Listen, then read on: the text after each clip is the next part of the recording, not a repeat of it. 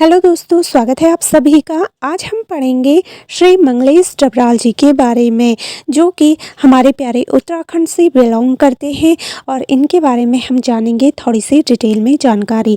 तो सबसे पहले देखते हैं कि जो मंगलेश डबराल जी हैं, इनका जन्म कहाँ हुआ। तो इनका जो जन्म हुआ था वह हुआ था हमारे टिहरी गढ़वाल में।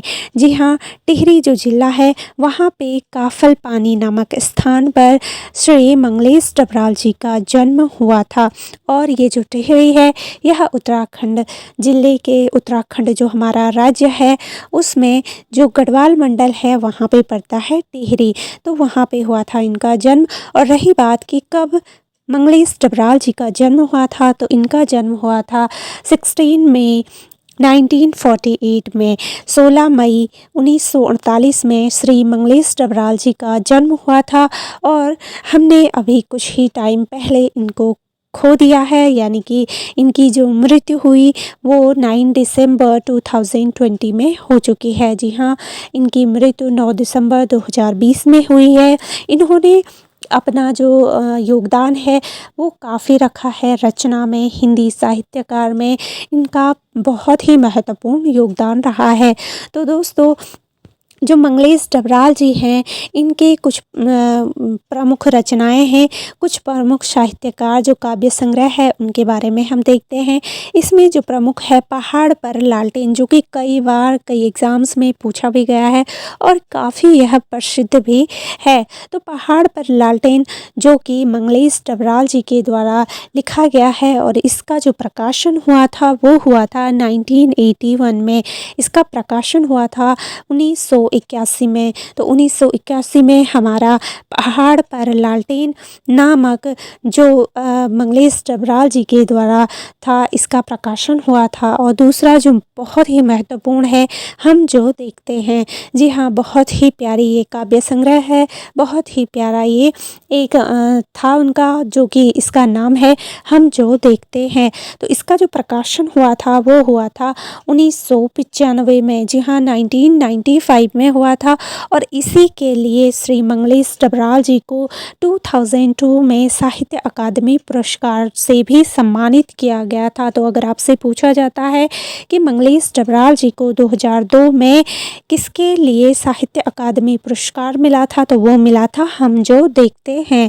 और तीसरी जो इनकी महत्वपूर्ण रही है वो है समय नहीं है, जो कि आजकल की जो नई जनरेशन है उनके पास सच में नहीं है। तो वही इनके द्वारा बहुत ही सुंदर एक रचना है समय नहीं है, जो कि इन्होंने 2020 में यह अप्रकाशित है, अभी उस टाइम अप्रकाशित थी। और जैसे आपको मैंने बताया कि 9 दिसंबर 2020 में इनकी मृत्यु हो चुकी है। तो वो अभी इन्होंने रह भी गई है। इनकी एक रचना है जो है कि समय नहीं है। और इनके उपनाम के बारे में अगर पूछा जाए, क्योंकि जो मंगलेश डबराल जी है इनके कई लोग इन्हें अपना प्यार स्नेह से इनको उपनाम दिया था, तो वो है जन पीड़ा का कवि।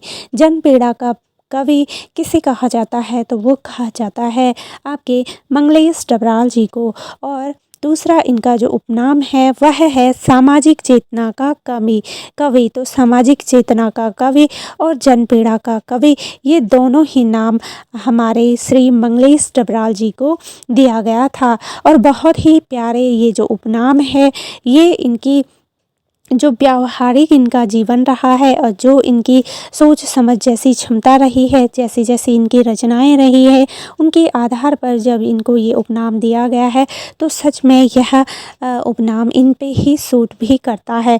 बहुत ही अच्छा ये उपनाम है जन पीड़ा का कवि, जिसका कि आप मीनिंग जानते होंगे। आप में से कितने लोग जानते हैं जन पीड़ा का मतलब क्या होता है, कमेंट करके ज़रूर बताएं। और दूसरा जो इनका उपनाम था सामाजिक चेतना का कवि, तो क्या होती है सामाजिक चेतना का कवि, क्यों कहा गया होगा, इनके अंदर ऐसी कौन सी क्यूरियोसिटी थी जिसके लिए इनको ये सभी नाम दिए गए हैं। तो उम्मीद करती हूँ आपको मेरी आज की वीडियो ज़रूर पसंद आई होगी। अगर पसंद आती है दोस्तों तो लाइक शेयर और कमेंट ज़रूर करें। और अगर आप चैनल पे नए हैं तो चैनल को सब्सक्राइब ज़रूर करें। तो चलिए मिलेंगे अब अपनी अगली वीडियोज़ में। तब तक आप सभी लोग अपना बहुत अच्छे से ध्यान रखिएगा। Bye and take care.